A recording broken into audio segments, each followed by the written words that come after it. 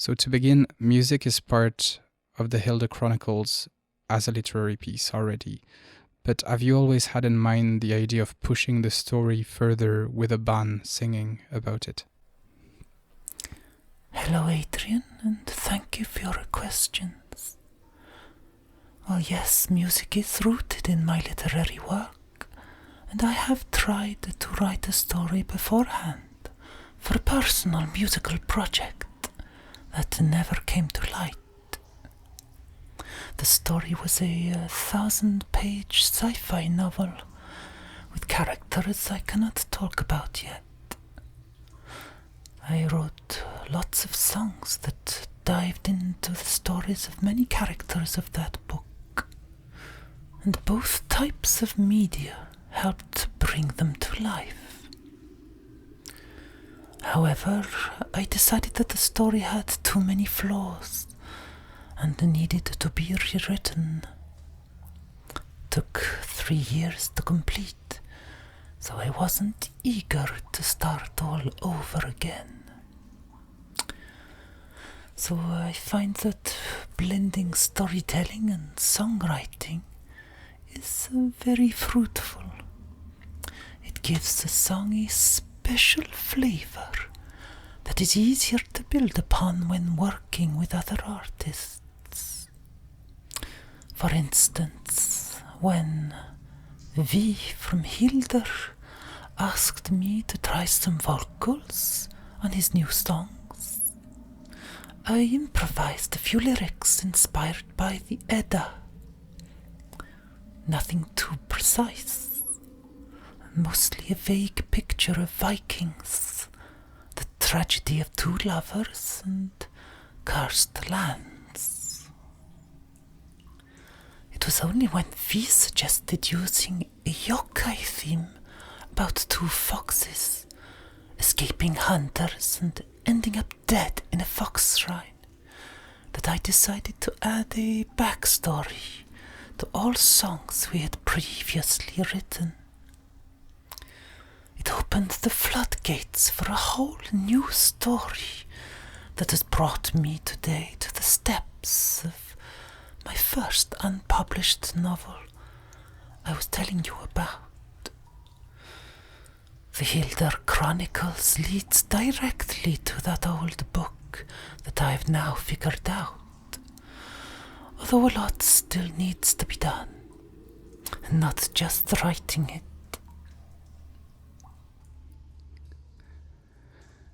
With the band, you sing and play the piano, but you can also be seen playing the sanchin on YouTube, for example, for atmospheric effect, and you also make a reference to a mouth harp in the first chapter of the book. So would you ever consider adding folk instruments to the future music of Hyldr? Oh yes, definitely. I dream of harps, kotos and taiko drums, and perhaps a tonkari.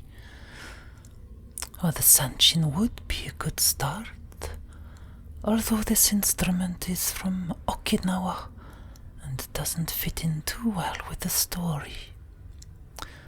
You could say that my Casio piano doesn't do wonders for Norse mythology either, but perhaps a mukuri or the tonkari would be more fitting. There's also another instrument I would love to find one day and learn how to play. The quina flute, made of bones. That said, being surrounded by talented musicians allows me to go on stage and let go, not be chained to a static instrument. On social media, you describe yourself as a young adult author, and I'm curious as to what you mean by that. That may seem like a trivial question, but I was just curious if that's your intention as you're writing, or is it the way you perceive the text should be received? Well, when I wrote my first novel, unpublished, I did so with the intent to publish it for a younger audience. And so I found myself avoiding certain subjects that book agents wouldn't like. And in this case, for the Hyldr Chronicles, I started off without any restraints. I didn't hold back on gruesome violence or implied sex or sensitive themes that may shock the light-hearted. But as time went on, I felt that the book would resonate well with young adults. Because after all, publishers and agents need to sell your book under a specific category. And of course, I believe adults will find the book's contents interesting too, as they do appear to on YouTube. Otherwise, I think the young adult category has an amusing connotation, I believe. A young adult could also be an adult who remains young-minded and still enjoys the thrills they used to love as kids growing up. Preserving that childhood fascination throughout one's life is important, and unfortunately often dulled down by the world that awaits teenagers. Hence, the book is for young adults and the curious young. As I listened to the book, I realized that the sensory aspect is very strongly part of your writing style. In the first 2 chapters, for example, nature often reflects Kyoko's emotions, for example. Is that why you chose to release the book first as an audio experience? We could also push that further and say that the voice has a peculiar depiction in your writing, in the sense that sometimes the sound of voices holds something more than the pure sounds. Like, for example, sometimes you talk about putrid voice, or the fact that the voice sliced through the atmosphere or something. And I was just curious to, like, was your writing style something that motivated you to first release the book as an audio piece? Oh, I never really thought of the audiobook that way. Of course, the process of listening to a book that is read by the author offers an exclusive point of view that you wouldn't get without sound.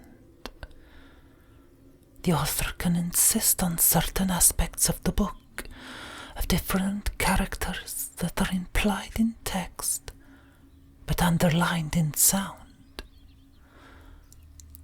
The added soundtrack, made of ghostly choirs I sing, or sounds from nature, gives a whole new dimension to the story that you don't get directly from a paperback novel.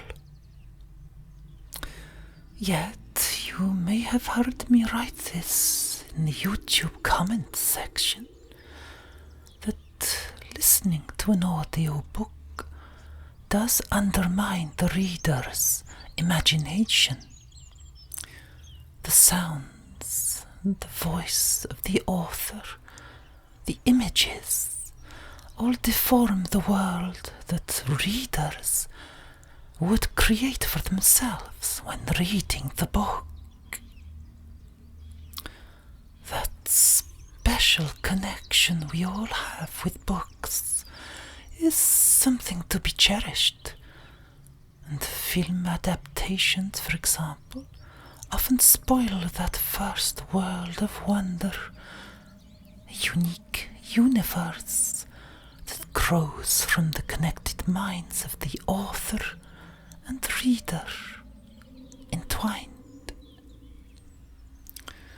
On a personal level, reading the book out loud to a theoretically unlimited audience is vital. Mistakes appear right away when I read them, and I correct them on the fly.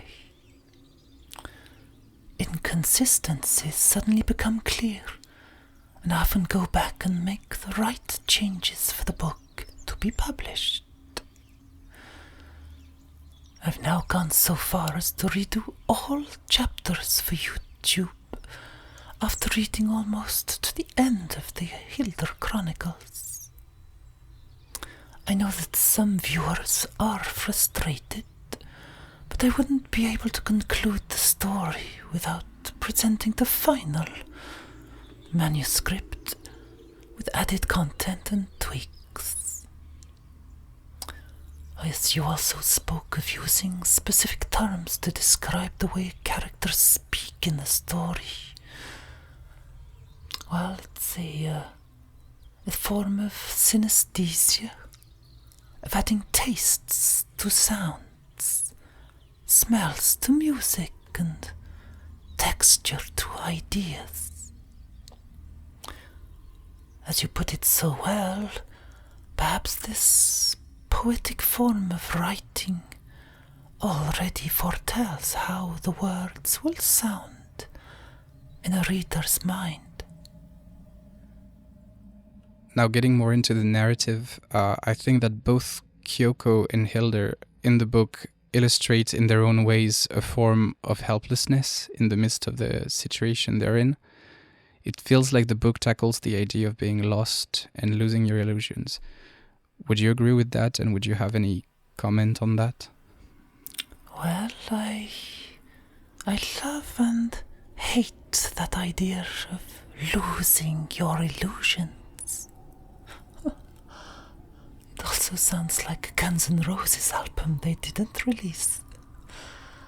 Anyway, the theme of helplessness, or of victimization, in the case of Kyoko, is part of her journey. At an early age, one builds ideals and illusions of perfection, and they ultimately come crashing down.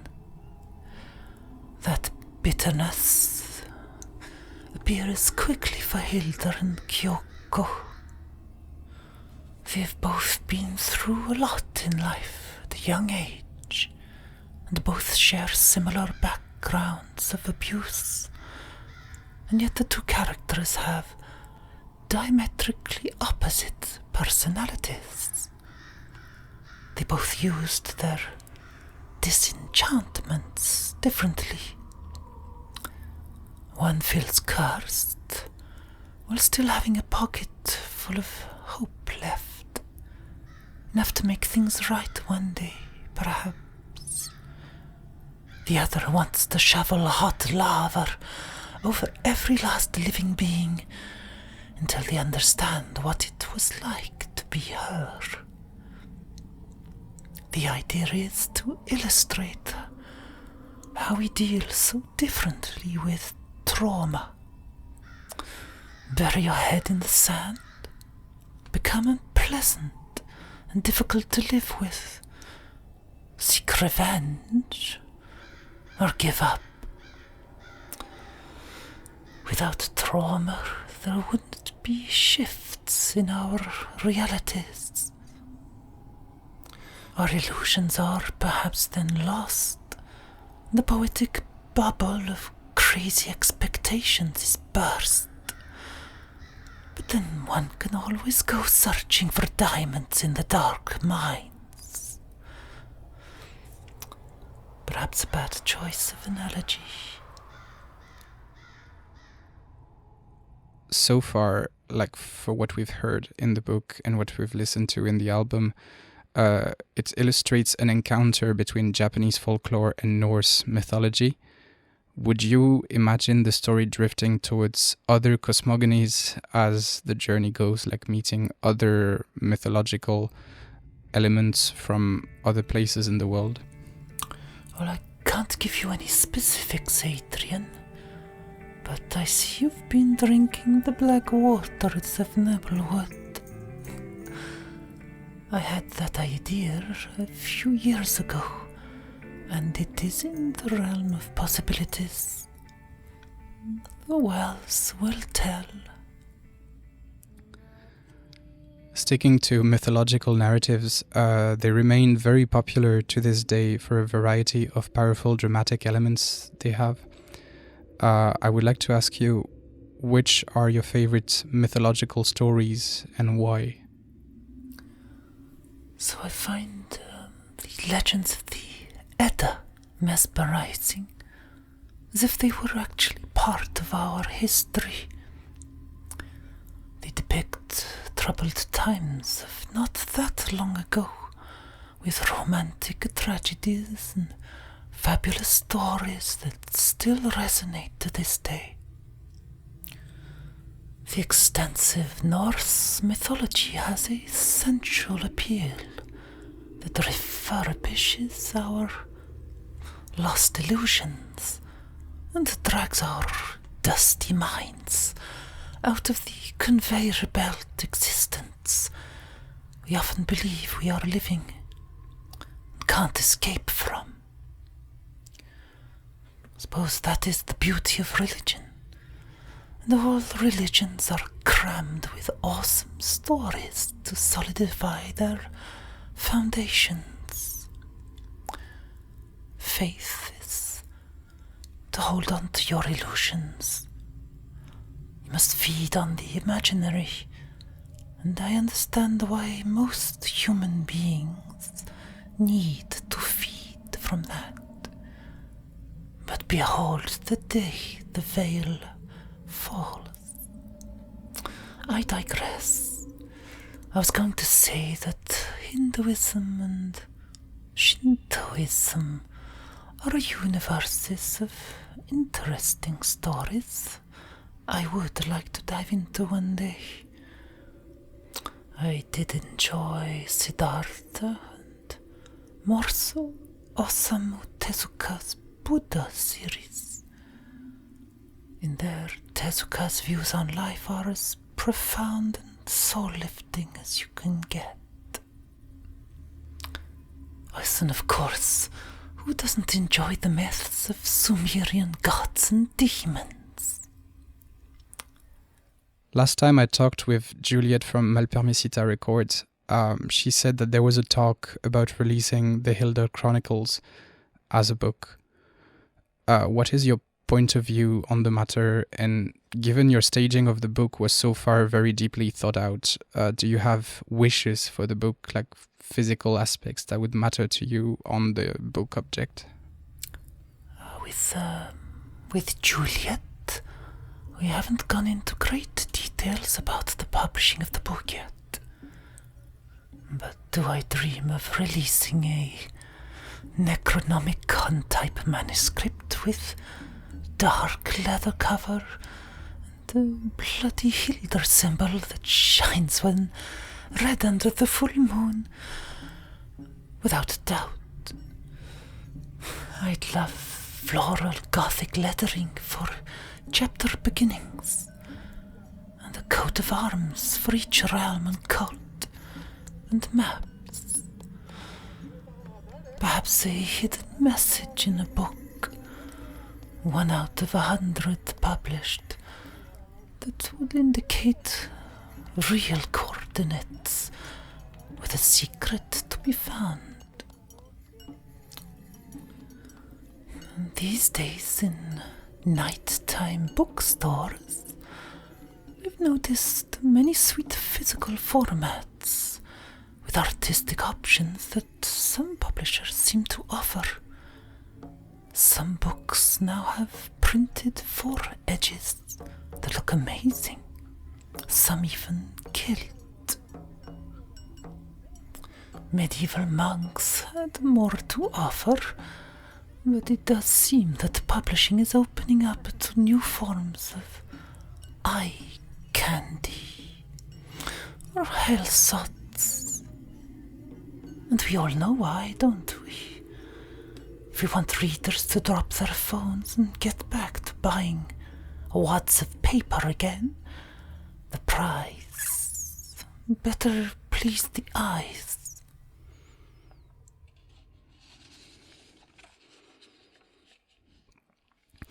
dealing with like any kind of narrative piece, there is this idea that as soon as something is published, it kind of escapes the grasp of the author and it opens itself to the interpretation of listeners, readers, spectators, etc. But is there an aspect, or are there aspects of the Hyldr Chronicles that you would like to put forward and that you would want people to understand and like to interpret properly? Like, is there anything in the book that you would specifically like people to perceive?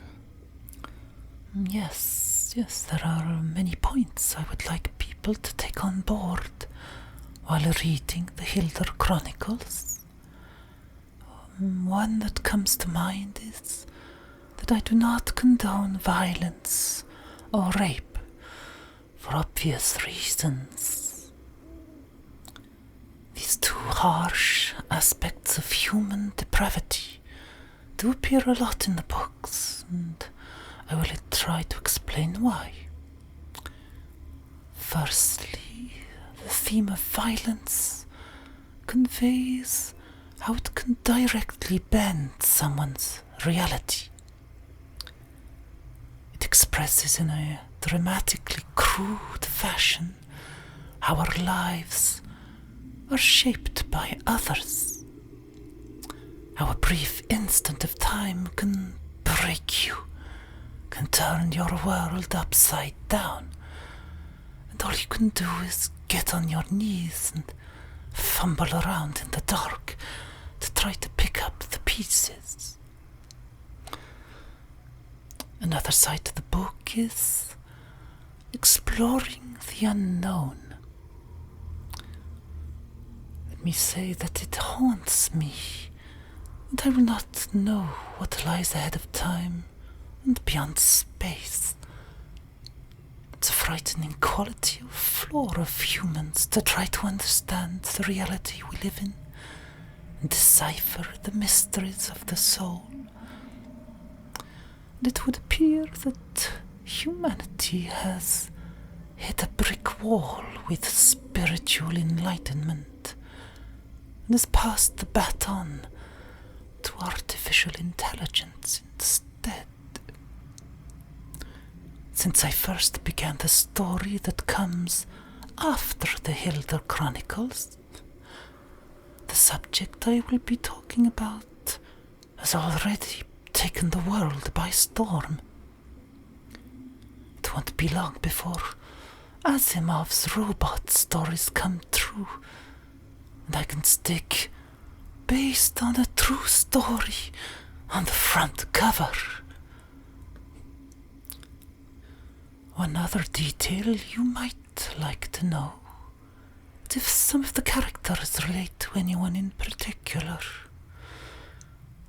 And if I say yes, then legally speaking, I'm not sure where I stand.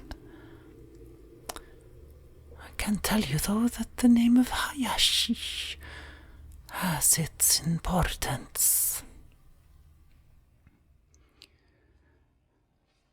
As I was listening to the chapters, I also saw in the comments, for example, of chapter 4, that you said that you added elements to the story after somebody commented on one of the characters. So would you say that at the moment the book is still in the process of improvement through the reactions of people around you and discussions with people around you? Or would you say that like a great deal of it is kind of set in stone?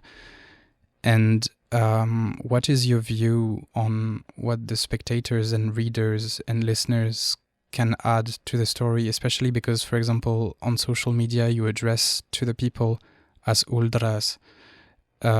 Is that in a certain way a way to add your audience in the story and to get them involved? Well, in this day and age, having feedback from anyone around the globe is sometimes challenging and disturbing, but mostly inspiring.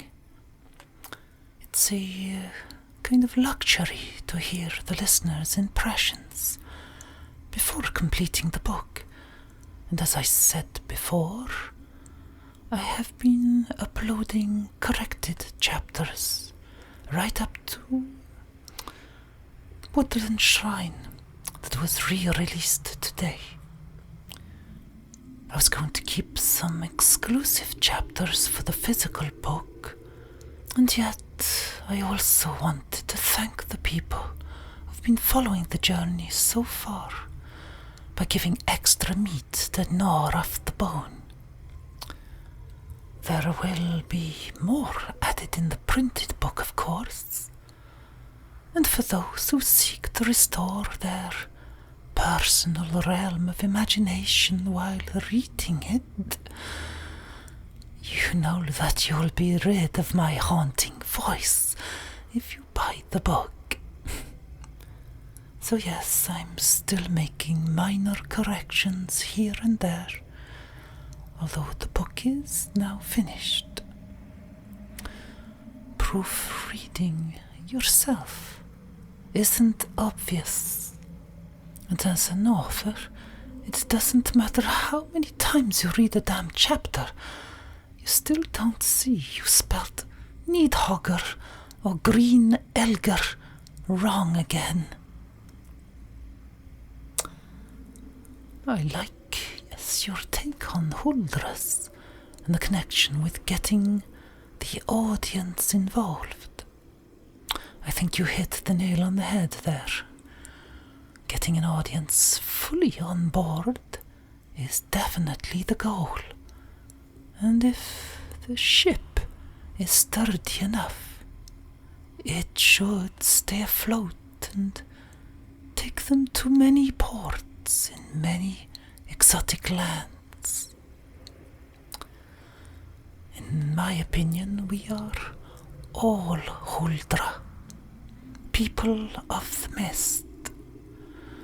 Our visions, our dreams, desires are mostly corrupted by narratives we've been fed, and yet all Hyldrs possess the ability to change, shape-shift, become who they really are.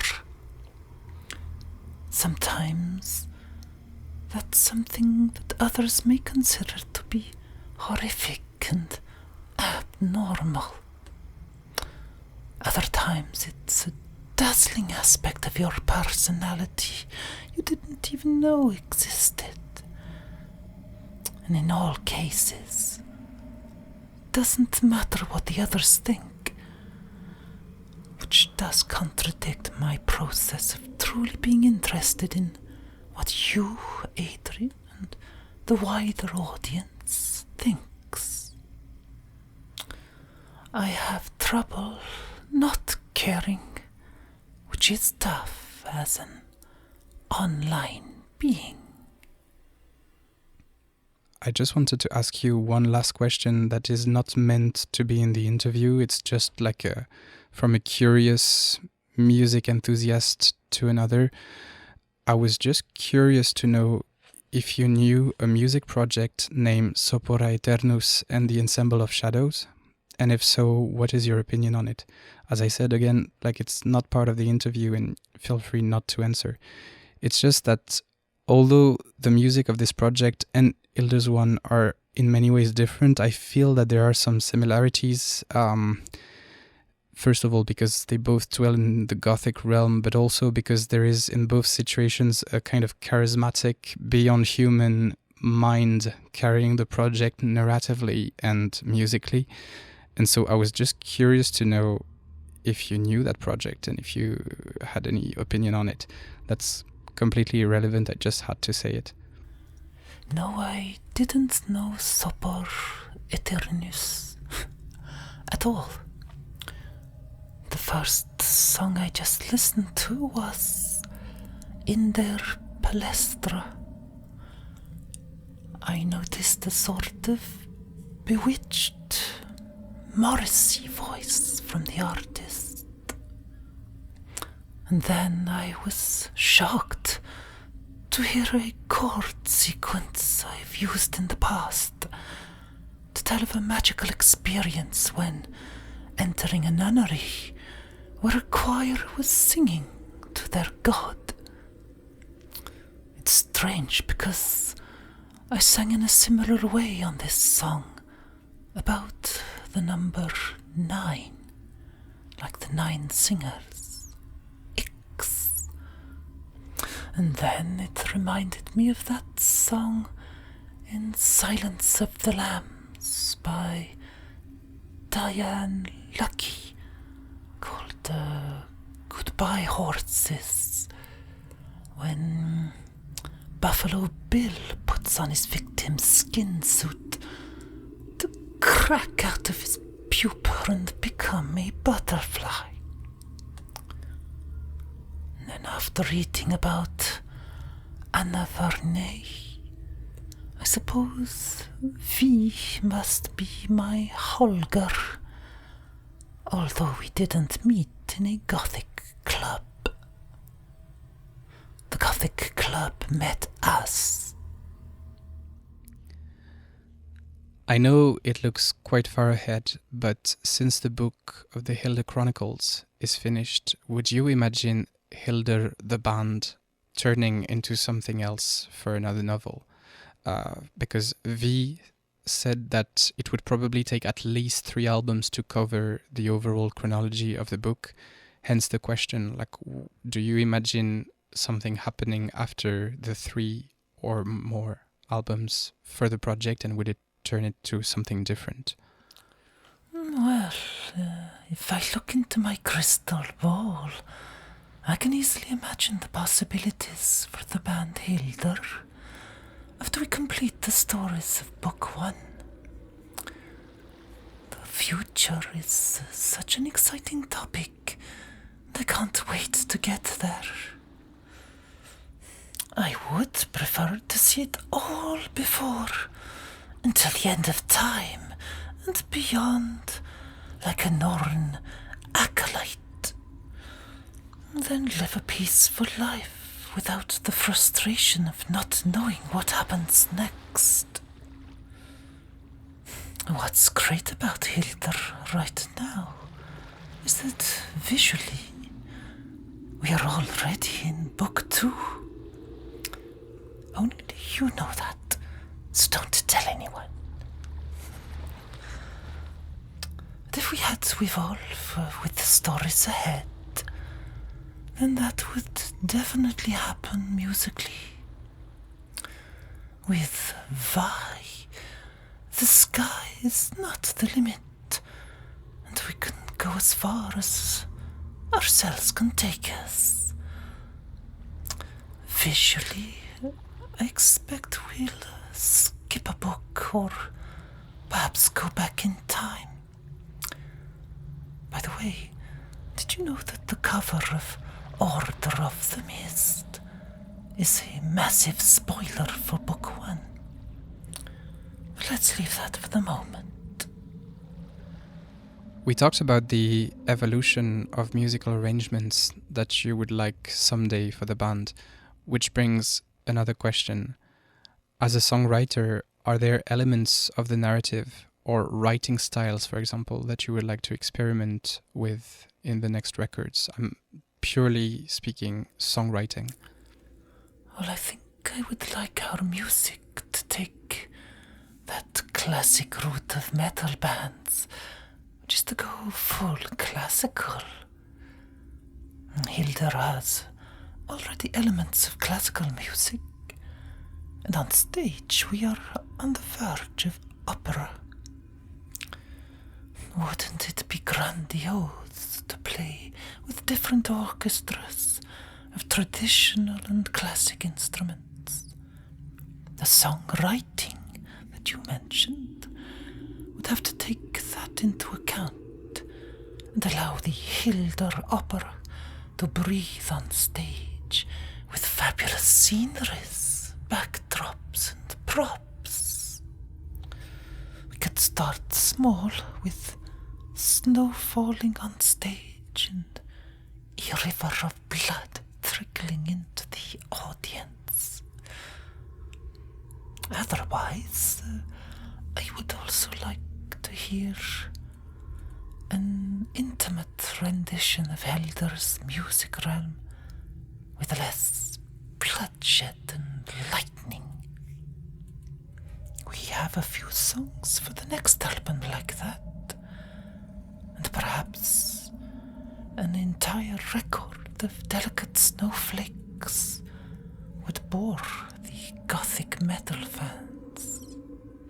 Oh, not sure they would love it, in between getting their ears punctured and bodies bruised by a few black metal bands. Coming back to the narrative, the book is divided into chapters, but how did you slice out what would be dealt with in a first album and what would belong to the next ones? Interesting question. Well, on the first album there are songs that were actual soil from which the book grew. They appeared out of the fog and settled quite naturally in the story that was not entirely written back then. Each song is a stepping stone through time that doesn't appear to make sense at first. Heart of Soil begins the album symbolically, as this is the seed of Hyldr's despair and sets the scene for her tragic relationship with Hyldr and the Huldras. Many horrific lies and truths were buried on that day of the song, all tied to Hyldr's blood pact with the Nebelwood folk. Because of the Hyldr mass manipulation, time is warped and the memories are wiped, and events don't fit into place how they actually happened. And this is why the lucky owners of the first album, like yourself, have a unique version where the poisonous effect of the Nebelwood mist is symbolized by an altered track list on the back cover. One song is said to appear before another in writing, and the actual CD plays that order differently. Which is the real order? The one you hear, or the one that was carved in stone? Also, something that I failed to mention in the previous questions was that not only do you propose audiobooks to your audience, but there is also this ASMR dimension to your reading that is definitely part of the reading of the Hyldr Chronicles. And I was just curious as to what's your relationship with ASMR? How did you come up with doing this? And what do you think it brings to the story to have this extra thing to the audio, this kind of three-dimensional aspect? At an early age, I was staying with my grandfather. He took me for a walk across Flintstone fields to visit a bookshop. After having tea and cake on the other side of town, we met the bookkeeper. And when she spoke to me, I was bewitched. I didn't understand what was happening, or why this old lady's sweet, soft voice was doing what it was doing to my body. It was like a euphoric drug that was spreading in the back of my neck. I would have wanted her to keep talking forever and ever. Anyway, after that, it happened again a boy was slowly trying to explain something to me, reading from a book about galleons and warships. Same effect, morphine dripping down my spine, soft calm voice. Anyway, after that I can picture a few other moments when it happened again. But nobody I knew had ever shared the same feeling. I thought I was alone. That's until the wonderful web of worms swamped the world with the internet.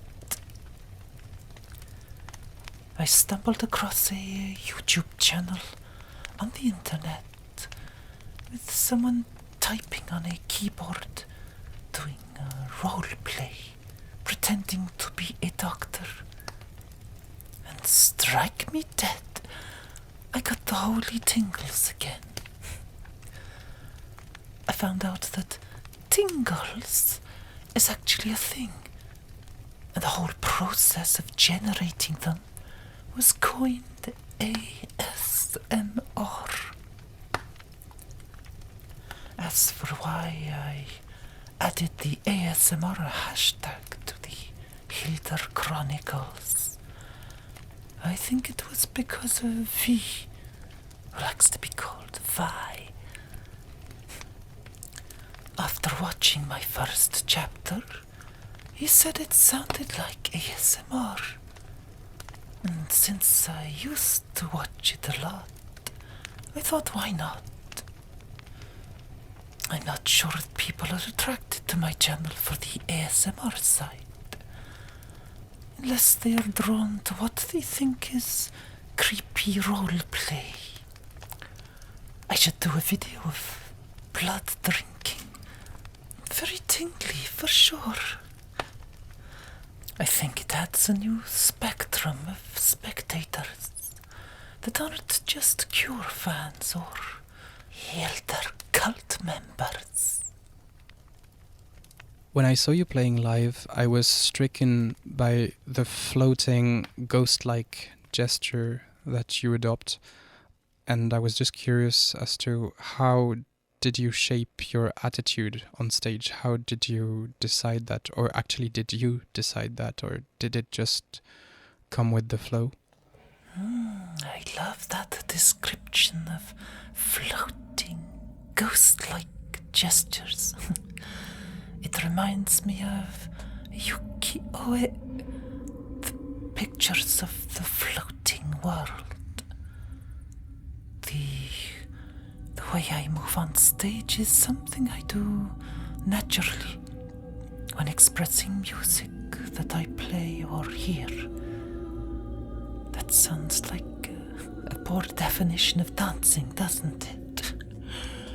Well, music for me is the invisible world, similar to the parallel world of ghosts.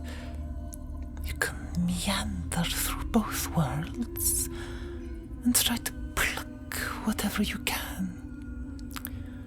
My hands imitate the mist, which is the closest thing we have to what the living believe the beyond is actually like.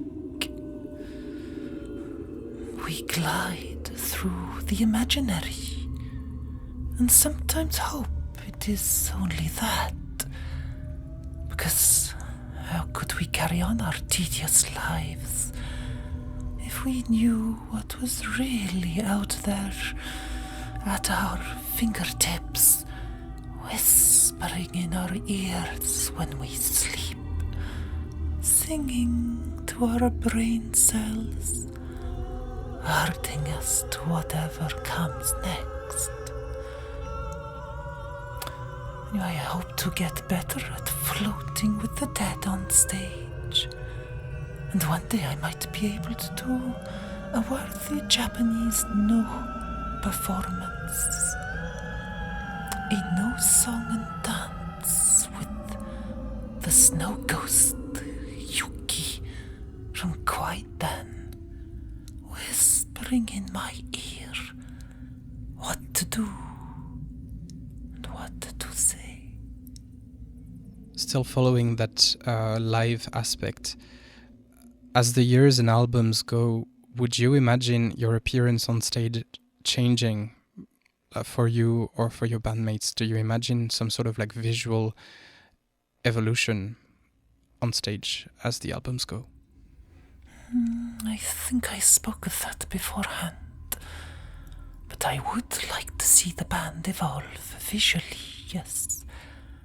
I need a bigger wardrobe with exceptional dresses and shoes. I would like to be financially apt to dress everyone else and make them wear incredible outfits.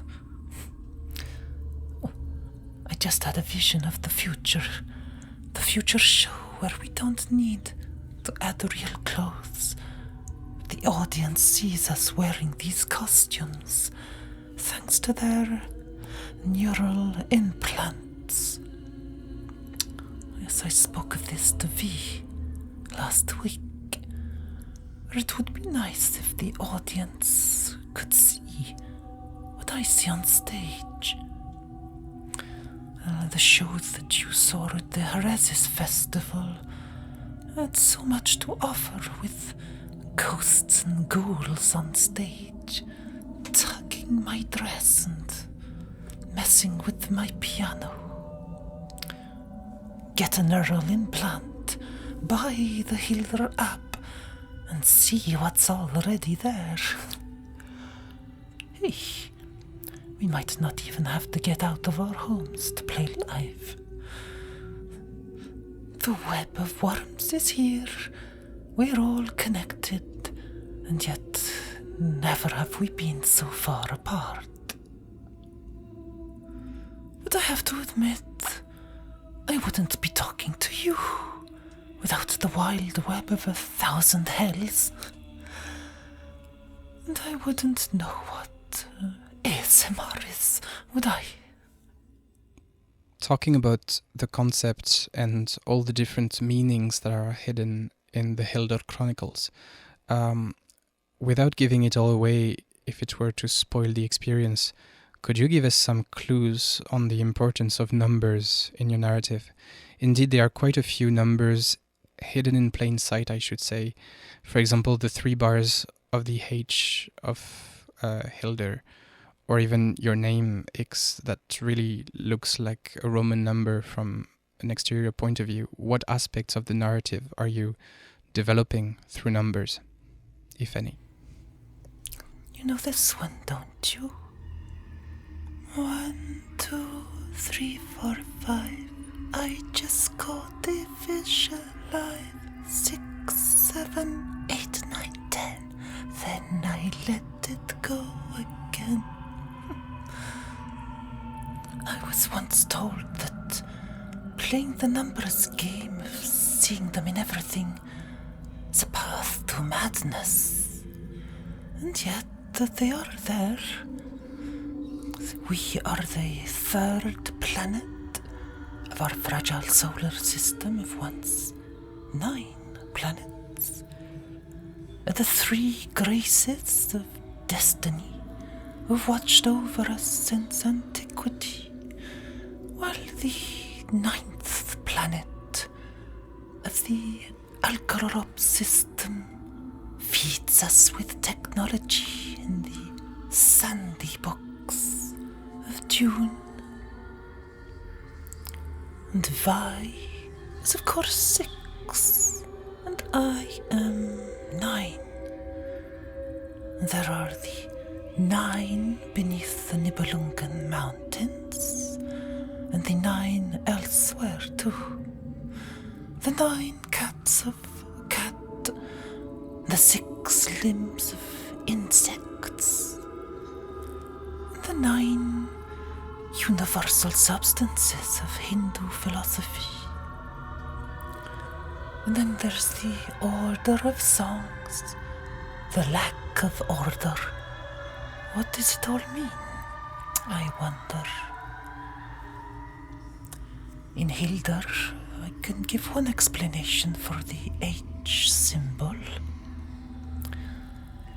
The entrance you should take if you want to survive when entering Nebelwood is through 2 tall milk trees, similar to our silver birch trees. That portal is protected by the Order and is symbolically under the spell of the Hyldr with their 3 clawed Drogar swipe of death. It is a curse or an enchantment. It depends on whose side you are. The second meaning of the H symbol is the Drogar desire to eradicate all humans, the bipeds on 2 legs, crossed out by the claws. It also asserts the Drogar as a superior race, according to them. The 2 bars also refer to animals and humans as 2 separate entities. The Drogar's 3 claws are a link between the 2. A bloody one that either eliminates both options of beast or human and go for something else entirely, that superhuman or something else. The Hyldr are also a bridge between humanity and the animal kingdom, like a key to understanding each other and living in Stevie Wonder and Paul McCartney harmony, side by side on my piano keyboard. Oh no, why don't we eat each other's hearts out? The real meaning has yet to be revealed. Back to numbers. There is some science fiction in my novel's fantasy, and I would be lying if I didn't admit to being fascinated by breaking down physics to simple maths. Of course, as time goes on, these theories get tossed, but it does help us evolve, because we are a species that needs to evolve, right? Being myself pretty fond of languages, I was wondering if you would ever consider singing a song in a language that is not English. There are hints of Japanese in Woodland Shrine, but would a whole song be interesting to you? I would almost find it interesting to rule out language, like the Cocteau Twins' Elizabeth Fraser said she would do when improvising melodies and lyrics. I like to tap into that too, and sometimes believe I am singing in another language from another dimension. It is also commonly known under the scientific term of Shantig an Yaurt, I am told.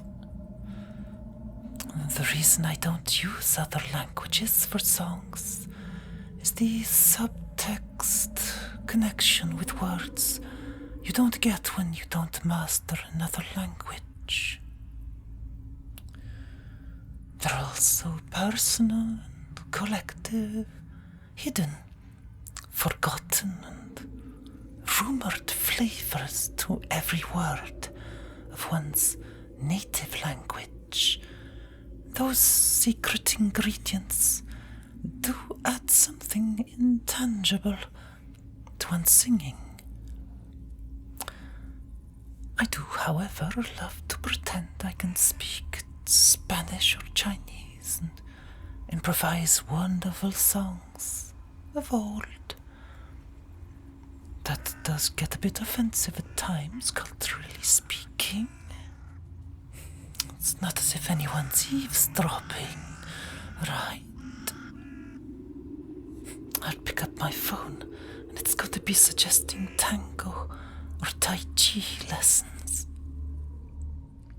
We talked about this before. We said that the music of Hyldr doesn't stop with the album because there's also a lot of music in different dimensions of the Hyldr Chronicles audiobook.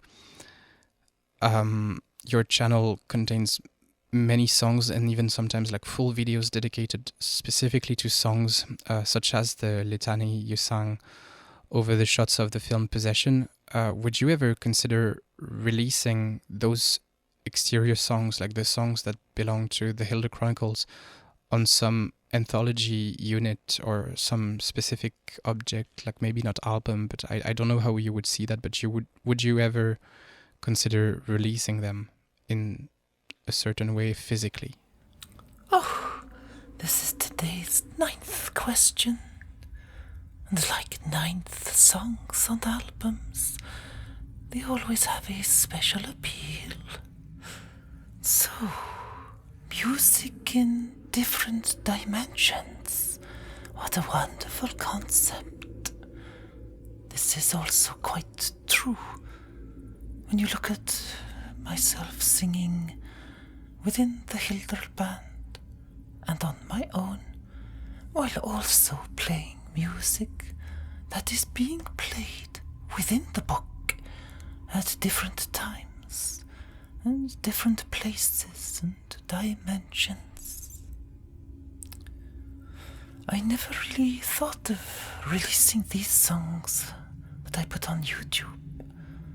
They're like transcendental rituals where I let whatever is beyond pluck my strings and guide me through the darkness. I do the same when adding melodies to songs by other artists, and let the magic of improvisation decide the fate of the musical alchemy.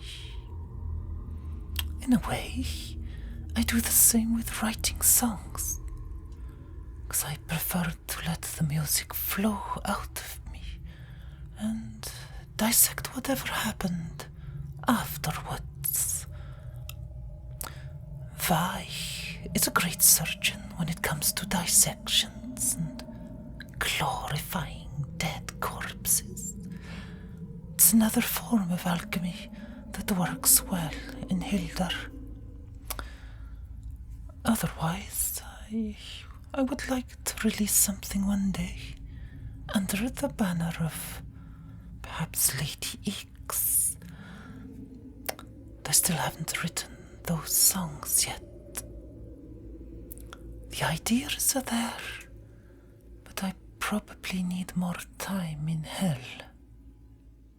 Going now on your performer's perspective, one might be very shaken by the variety of your vocal range, which really allows you to shapeshift as you tell the story of different characters and also as you sing about them.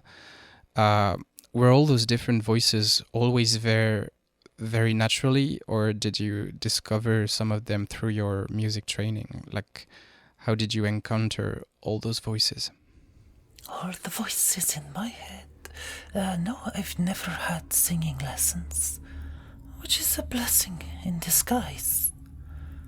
I say in disguise because the inconvenience of not being taught how to sing means you take much longer to learn, if ever. You learn the wrong way, and you destroy your voice, and you imitate everyone else.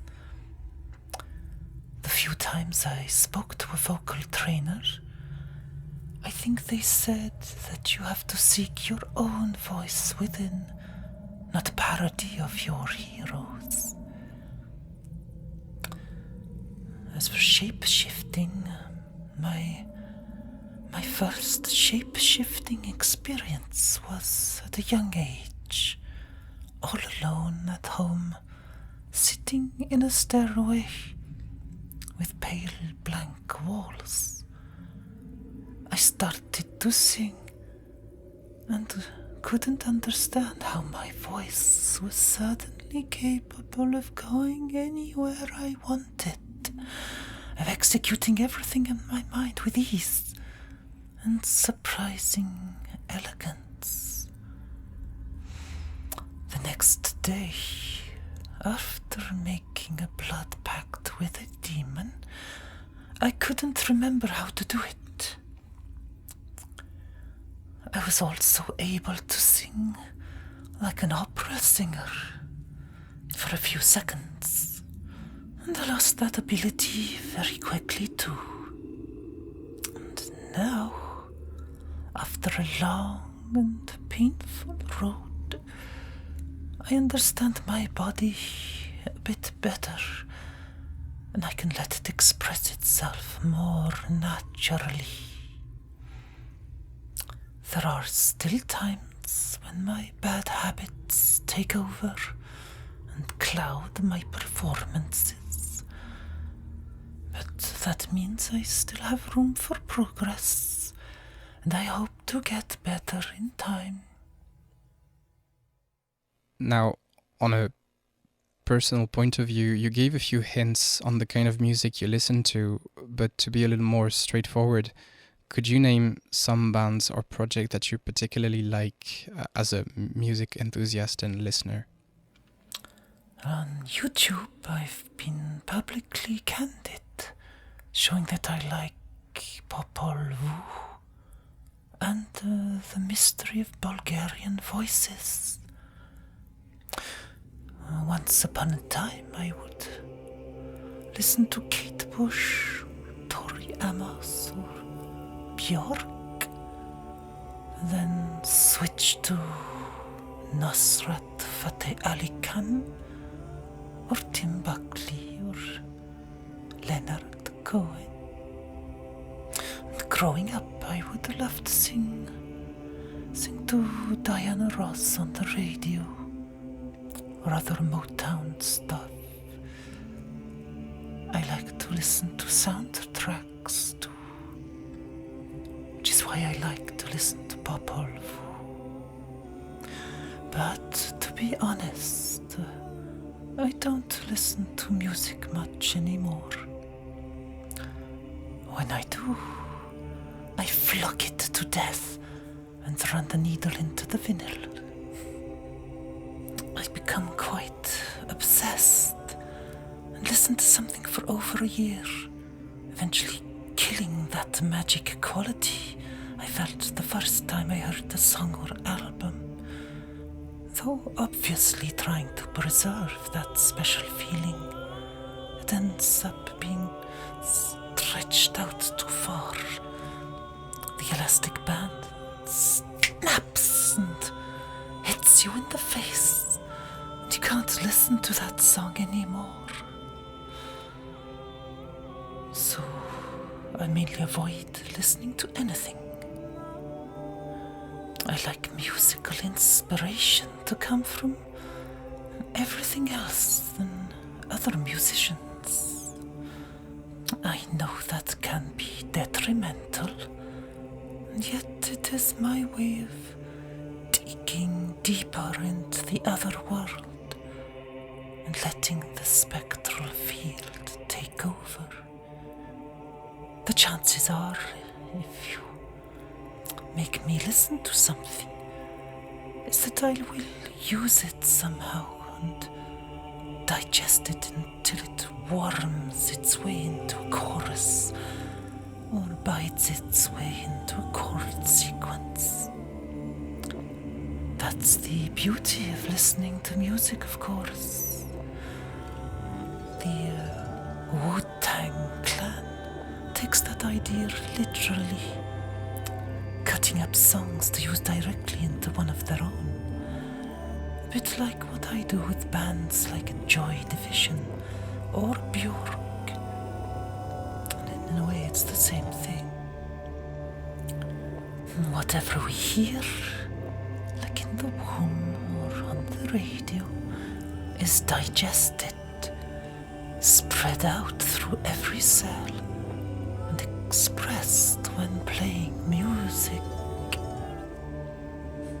These days, the digital platforms, the artist crushers, the more you listen to, the more you digest. And it is considered to be enriching. But as a cook, I'd consider that to be problematic when mixing too many ingredients in the same cauldron. That's why I limit myself to a few artists at a time, or none at all, and count on the floating memories of songs I've listened to in the past, or how I remember them, which is more important than what they really sounded like back then. It's like when you hear music through a door, or on the other side of a wall. You imagine what you are hearing, and sometimes when you are confronted with the actual song that's playing, it doesn't sound as good as how you imagined it. Okay, if you really want to know, I'm pretty jealous of Aurora's voice right now. Aurora, you know her. I haven't dared to listen to anything more than a few extracts. She seems amazing. I also like Aldous Huxley too.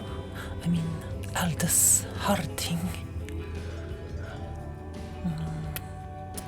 But one of my guilty pleasures, not Eminem, is listening to myself sing with Robert Smith on Pictures of You. The original song used to give me tingles, and I would always let it drift me elsewhere for over a year, until one day I wanted to share the way it made me feel before I lost that sensation forever.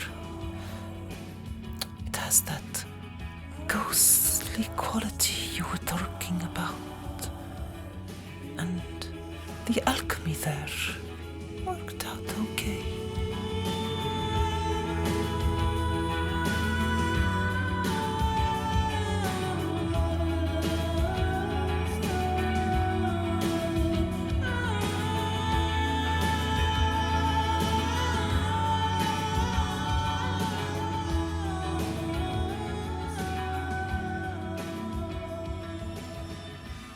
I wanted to come back on the music video of Nibelungen, in which you teleport yourself in the famous movie by Fritz Lang, and I just wanted to ask you, what was your story with German expressionism? Because it's very present in the gothic universe, I would say, but everybody has their own story with how they encountered silent cinema, and more specifically German silent cinema, and I just wanted to know if you could share your story with German expressionism with us.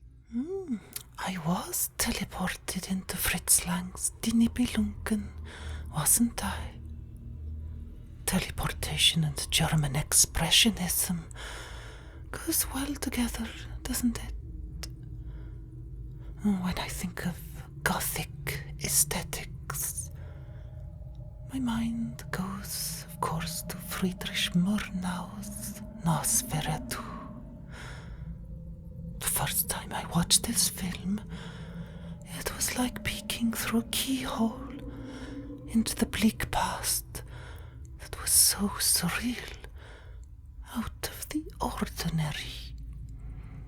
Everything was so vivid, and not just because of the overacting. You could smell the fear and death in every shot. It's heartbreaking to learn that lots of his prior films were lost. I sometimes think of that with what we are all doing now, like we've always done, creating to outlive death. And yet what happens when all digital data is wiped and physical records, films, books and paintings decay or are destroyed? Nothing really. It will be too late for regrets. And who cares? Vampires live forever. Well, I've always loved Fritz Lang films too. Die Nibelungen is a Herculean work of art. Vi put a lot into that music video, but you can see how excruciatingly demanding the original production must have been. You get that feeling of pushing the limits with films like Apocalypse Now or Werner Herzog's sadistic adventures. I think Werner's films hit closer to heart, especially with Nosferatu and the LSD soundtrack. The most basic everyday scenes, like eating and walking and breathing, all become so vibrant. A bit like ukiyo-e, woodblock prints.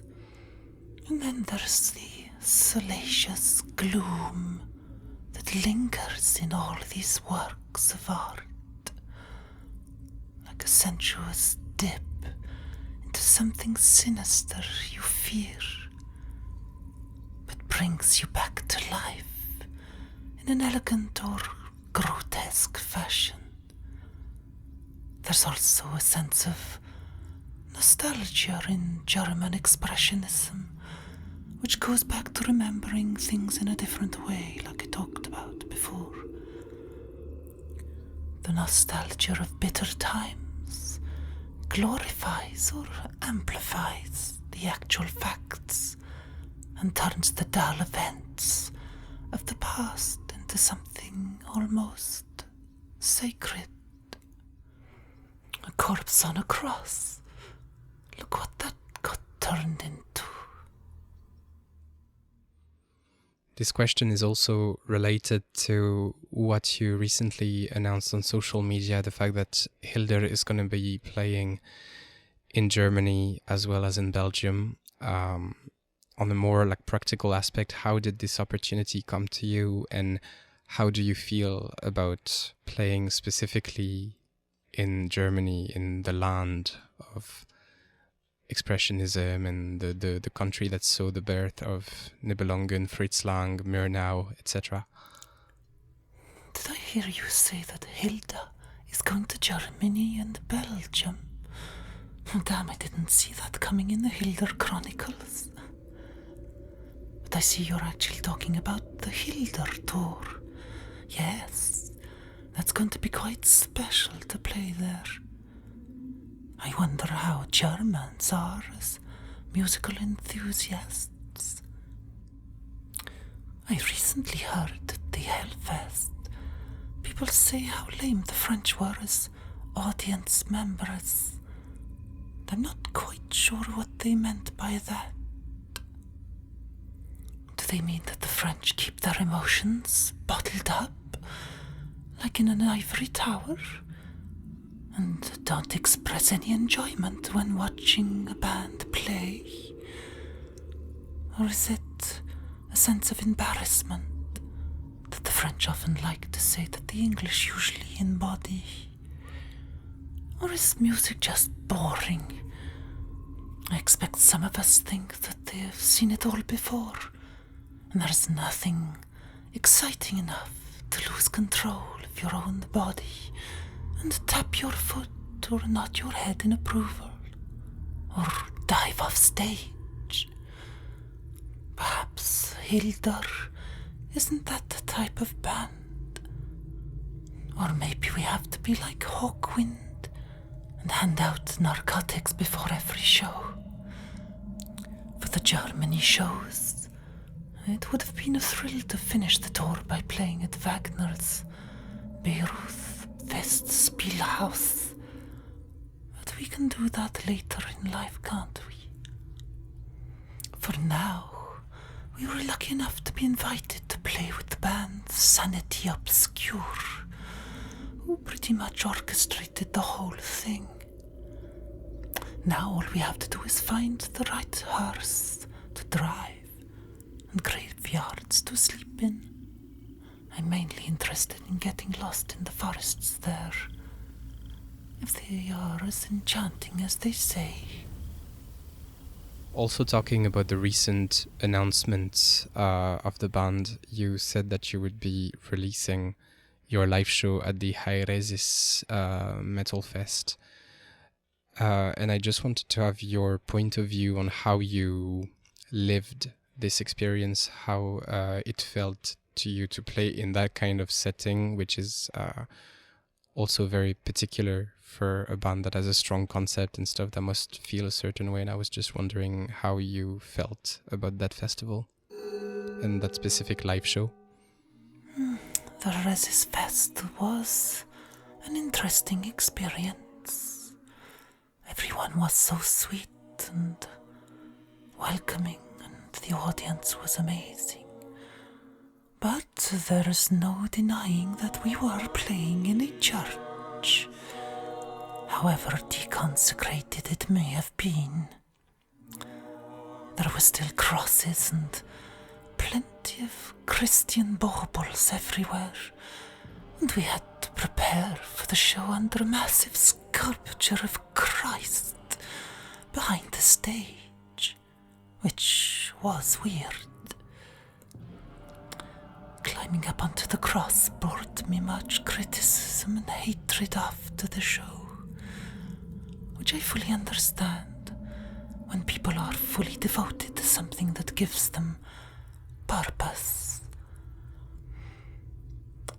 Watching someone disrespect your beliefs must be challenging, but if you believe so hard in the wonderful life beyond, in God's home of bliss, then why worry about the profane and what the fuck they think?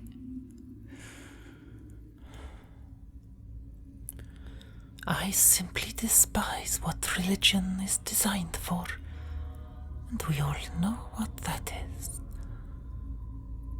I also despise using these powerful instruments of mass manipulation to abuse children.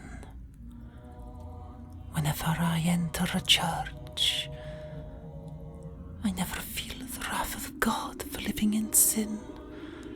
I simply hear the sobbing and cries of despair of all dead children crushed under the wheel of religious abuse. During the show, I remember one specific moment when singing the words to Woodland Shrine. There are also other moments during the set that pointed fingers at the army of the faith. But during that song, I recall singing the words, "Kids are rocks and they keep on falling off the cliffs. I'm sorry for my teeth as you fall inside." And at that precise moment, I look up and see a blonde mother with her very young girl standing at the entrance of the church, listening to us with such amazement or fear, I couldn't tell which. The mother even asked for a photo after the show, and it made me feel a bit sad. The pale little fairy who's on my Instagram page did look terrified and attracted at the same time to the flame, with parents pushing her forwards. It's okay, she doesn't bite.